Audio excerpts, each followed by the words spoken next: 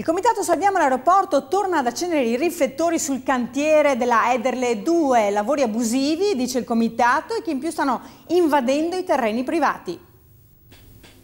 L'argine del Bacchiglione è deviato di 11 metri verso i terreni privati per agevolare il cantiere della Ederle 2. Il comitato Salviamo l'aeroporto torna a denunciare quella che viene definita una sorta di sottrazione di terreno abusivo e per di più sotto gli occhi di tutti. Dal Genio Civile al Comune di Vicenza al presidio, nel silenzio generale. Un silenzio che il comitato rappresentato da Franca Equizzi vuole rompere con un esposto alla procura in cui si chiede che vengano vagliati eventuali danni di carattere erariale e giuridico, ponendo una serie di quesiti inerenti ai lavori e i problemi alla falda acquifera, situazione documentata da ricognizioni anche aeree dell'area effettuate in tempi diversi. In quanto all'ipotesi di lavori abusivi, il comitato ha chiesto l'intervento della Polizia Locale di Caldogno per verificare il rispetto della normativa del cartello lavori. Gli agenti avrebbero verbalizzato alcune irregolarità da segnalare alle autorità competenti.